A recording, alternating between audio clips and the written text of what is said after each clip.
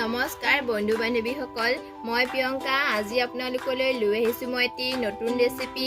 আজিৰ ৰেচিপিটো হ'ল কচু, আৰু এই ধৰণে বনাই খাবচোন, খাই বৰ ভাল লাগে।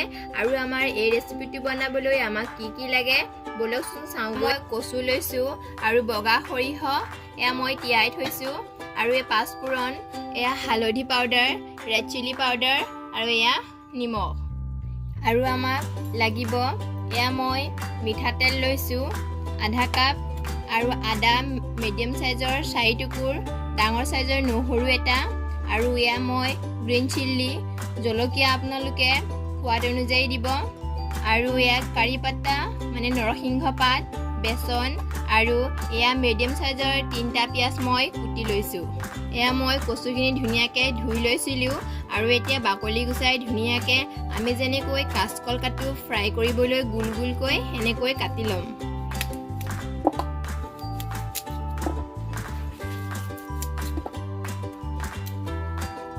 এয়া মই কুটাৰ পাছতো আৰু এবাৰ ধুই লৈছোঁ। এয়া কচুৰ বগা পানী ওলাইছে, এই বগা পানীখিনি ওলোৱালৈকে আমি ধুই ল'ব লাগিব। এয়া মই ধুনীয়াকৈ ধুই পেলাই কাটি ল'লোঁ, আৰু ইয়াত মই এতিয়া 3 চামুচ বেচন দি দিছোঁ।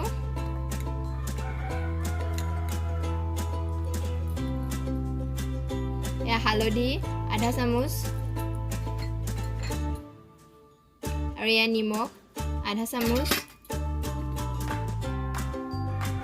আৰু মই এয়া মিঠাতেল 2 চামুচ ইয়াতে দি দিছোঁ। এয়া ধুনীয়াকৈ মিহলাই ল'ব লাগিব।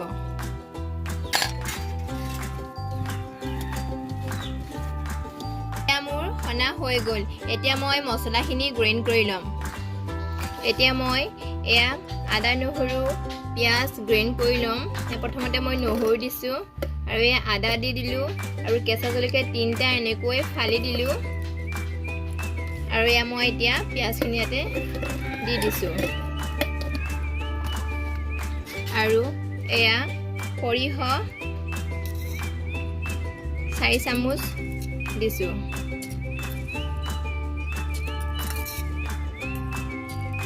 আৰু এয়া মই এতিয়া পেষ্ট বনাই ল'ম, আৰু ইয়াতে মই পানী অলপ দি দিছোঁ। এয়া পেষ্টখিনি মোৰ ৰেডি হৈ গ'ল, আৰু এতিয়া কচুখিনি ফ্ৰাই কৰি ল'মগৈ। মই গৰম হ'বলৈ কেৰাহী বহাই দিছোঁ। এয়া মোৰ কেৰাহী গৰম হৈ গ'ল, আৰু ইয়াতে মই এতিয়া মিঠাতেলখিনি দি দিছোঁ। তেল গৰম হৈ গৈছে, আৰু এয়া মই কচুখিনি এটা এটাকৈ দি দিছোঁ।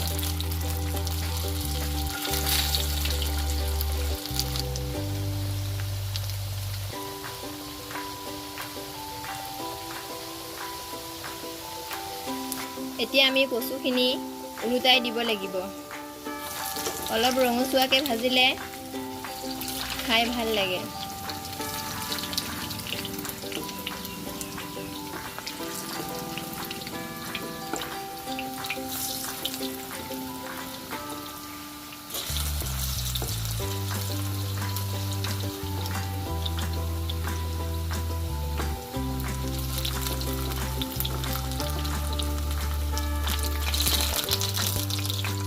এয়া মোৰ কচুখিনি ফ্ৰাই কৰা হৈ গৈছে। আপোনালোকে দেখিছে কালাৰটো অলপ ৰঙচুৱা হৈছে। এতিয়া মই উঠাই থৈ দিম, আৰু বাকীখিনিও মই একেদৰে মই ফ্ৰাই কৰি ল'ম।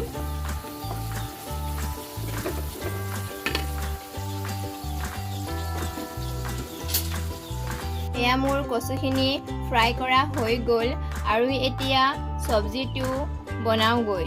মই কল ফ্ৰাই কৰা তেলখিনিতে এতিয়া চব্জিটো বনাম। মই প্ৰথমতে পাঁচফোৰণ এচামুচ দি দিছোঁ।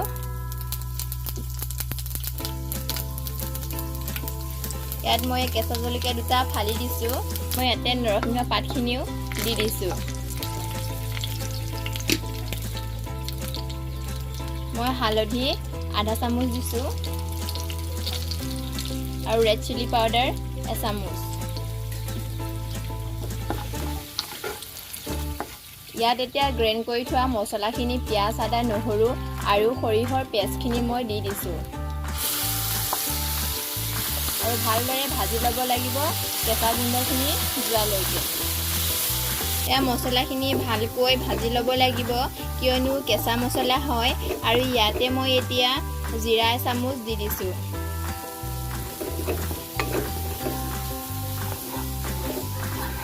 মোৰ মছলাখিনি ভজা হৈ গ'ল আৰু ইয়াতে মই গৰম পানী দি দিছোঁ আৰু মিক্সিত থকা মছলাখিনি জাৰটোত তাতে পানীখিনি গুলি পেলাই দি দিছোঁ।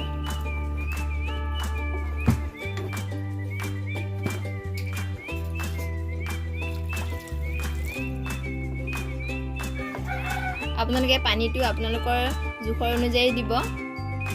ইয়াত মই এতিয়া নিমখ দিছোঁ আৰু নিমখটো সোৱাদ অনুযায়ী দিব। মই এচামুচ আৰু আধা দিছোঁ। এতিয়া মই 2 মিনিটৰ কাৰণে ঢাকি দিছোঁ উতলিবৰ কাৰণে। মোৰ 2 মিনিট হৈ গ'ল। আপোনালোকে দেখিছে তৰকাৰীটো ইমান ধুনীয়াকৈ উতলিছে আৰু ইয়াত মই এতিয়া এই ফ্ৰাই কৰি থোৱা কচুখিনি দি দিম।